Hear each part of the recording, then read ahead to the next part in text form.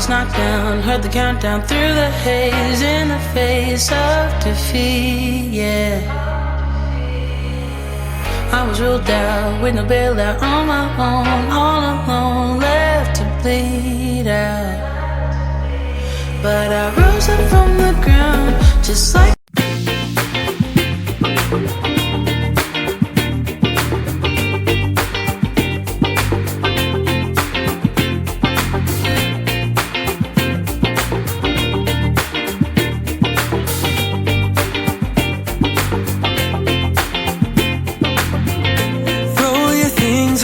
tonight will go a different way, you and me.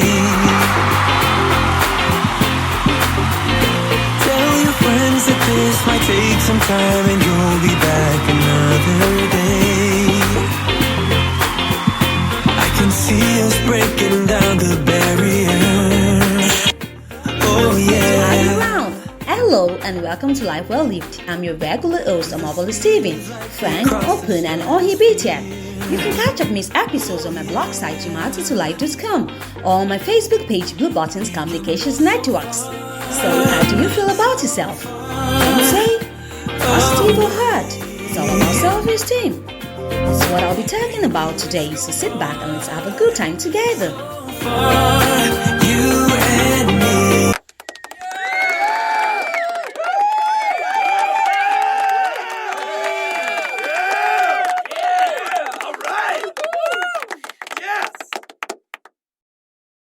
Absolutely. So how we feel about ourselves affects every aspect of our experiences, from how we do our work, raise our children and interact in relationships. It affects how we let others treat us and how we treat others also. All of our life experiences really are shaped by who we think that we are. Self-esteem is essential for a fulfilling life. It is absolutely the key to success or failure. The stronger that our self-esteem is, the more likely we are to attract healthy relationships. The more resilient that we are, the better we can cope with life's demands. Now, focusing on building self-esteem, and it will sustain you for a long, long time. I want to talk about the ways that you can build your self-esteem. Listen to me.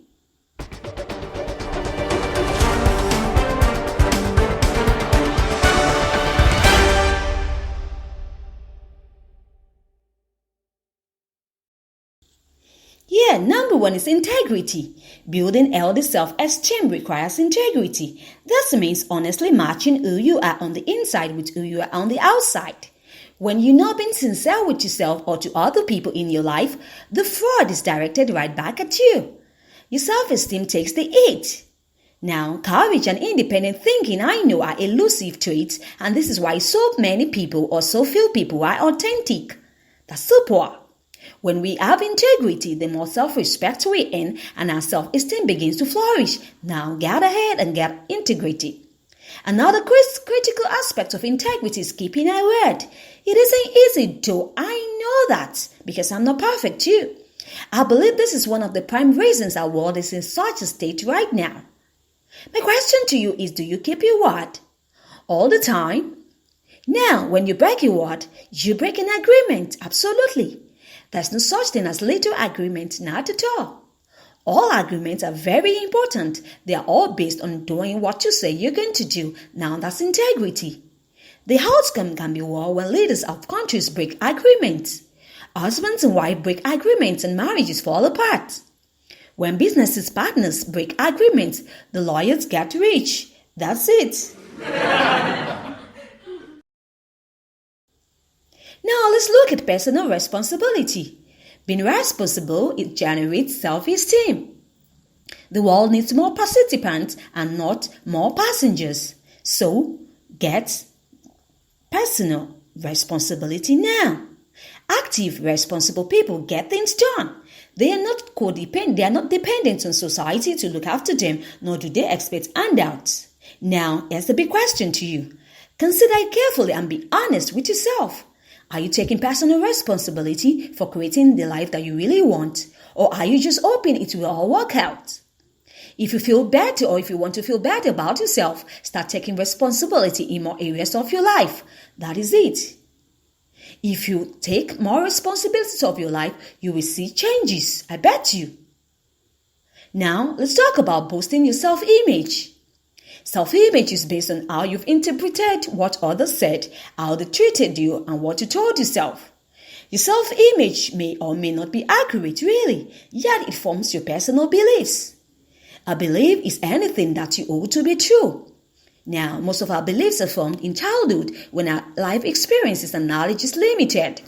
During the time, we looked up to significant people like parents, teachers, and others in authority and mostly believed what they told us.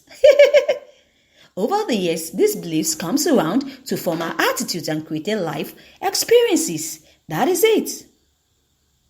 Some of our beliefs go deep to our very core, while others lie below the surface. Some labels like you're a loser may be surface deep in one person and cut to the core in another person. If the second person, however, has a low self-esteem, he could easily interpret the statement as I'm not worthy. Now, a self-image of negative core beliefs can become increasingly negative as you grow older in life unless you challenge and change them. Did you hear me? Unless you challenge and change them. Absolutely.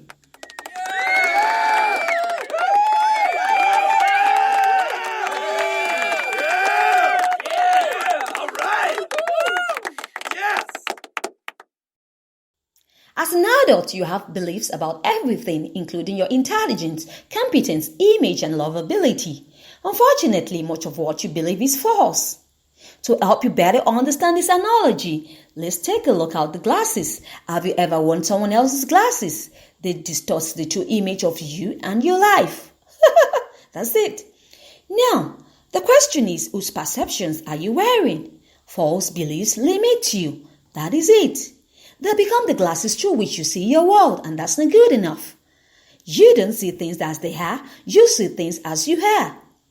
Now, what the glasses does is that it acts as a filter, screening out anything that does not match your beliefs. I'll be right back.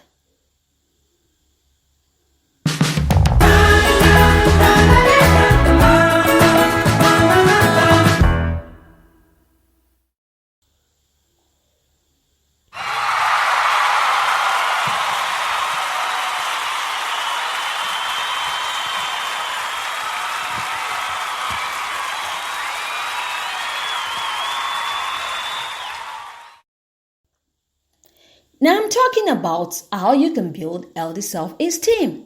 I want to talk about the competence factor. Do you have the ability to think, reason, and judge for yourself? Do you have a mind to trust? Do you defer to others most of the time?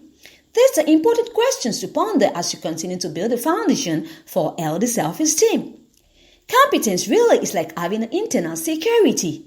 You are self-reliant, confident, you trust yourself to make good decisions, you're capable, well-grounded, savvy enough to overcome the obstacles that life presents. We all feel overwhelmed and helpless from time to time. I know that. The competent individual, however, knows these situations are not permanent. That is positive. He or she is proactive and uses his or her knowledge and ability to initiate solutions. That's the way to go. To keep this in perspective, it is impossible to be competent in all areas of your life, and you don't need to be. Absolutely. Now that's balance. Like for example, a woman who has been out of the job market for 8 years and may not feel competent to enter the workforce. That's it. However, she really shines at managing the home. So, go ahead, do yourself a favor. Lighten up. You can't be great at anything and at everything. Absolutely. So, here's what will build the competence factor for you. Do you have a pen handy? Let's go. Number 1 is to experience life fully. Actively participate. Number 2, understand that unexpected challenges will always teach you resilience. Number 3 is take responsibility. Think for yourself. Number 4, make your own choices and decisions. Number 5, improve your skills. Keep on learning. And lastly but not the least, number 6, trust yourself. Let's move on to self-worth. Self-worth comes from who you are, not what you do. You can go ahead to look for your self-worth through achievements by weighing marks and building false self-esteem from external sources and announcing to people, look, I'm worthy. But inside of you, you still feel hollow and unworthy. Your inner critic says you're not good enough. As a result, you feel lost and unloved. That's so awful. I want you to know today is that your word comes from God. This is a divine gift and doesn't require validation or proof. It will always be part of you. It is where your creativity, enthusiasm, peace, love, trust, happiness, joy, and wisdom resides. It's your spiritual core and it's invincible. Just know that you're worthy, you're enough right now. Can you say that with conviction? Really believe in it? I'm enough. Say that again. I'm enough. This is a cry from your spirit. People who know that they're enough value the way they are treated and how they treat others. Now that's the way to go. What about your values? Do you allow people to take you for granted or to demean you? Do you treat others with little honor and respect?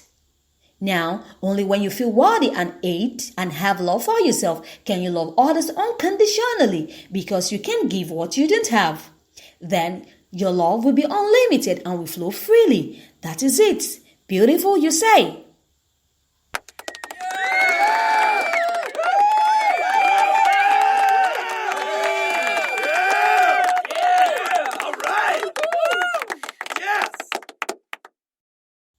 Beautiful. Let's move on to self-acceptance. It is crucial to have a loving relationship with yourself.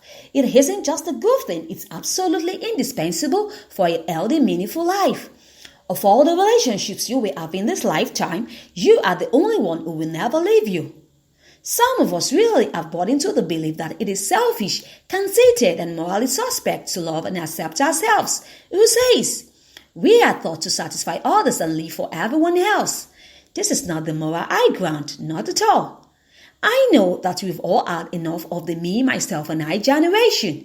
It's not about that in a way. It is about building self-esteem by honoring and accepting yourself with all of your faults and your attributes. That means loving yourself with forgiveness and compassion. Because when we get to look at it, you cannot expect to contribute to the world, to show compassion and to love others when you reject yourself. Now, to fully accept yourself is to embrace all parts of who you are. That is it. It is easy really to love the side of you that is generous, compassionate, happy, and helpful. I know that. But what about the greedy, angry, jealous, or envious side of your character? What about that? You need to accept this attribute also. If you only accept the good parts, you are rejecting yourself and you will never feel whole. Absolutely. By doing so, you automatically reject others as well. So you need to think about that. For example, if we deny or are uncomfortable with our anger, we will attract angry people into our lives. We will suppress our angry feelings and judge people whom we see as angry. Since we lie to ourselves about our own internal feelings, which allow us to recognize and reclaim them. So, next time you judge someone else for having a negative quality, take a look at yourself first. Take a look at yourself first. See if this is the same quality as part of your own character, but you haven't accepted it yet. That's important. Now, my advice to you this very moment is for you to be gentle with yourself. That's important. Become your own best friend. Acknowledge the fact that you're human and you make mistakes. Learn to be compassionate and forgiving of yourself as you would to a dear friend. Value and love the unique person that you are. Really, value and love the unique person that you are as you strive to love and accept others. Beautiful. And that's a wrap up for my show today. You can visit my blog site on youmattertolife.com. You can catch up with missed episodes on my Facebook page, Blue Buttons Communications Network. Thank you for hanging around. Remember, you need to sanitize your hands often, maintain safe distance, and stay safe always. It's bye for now.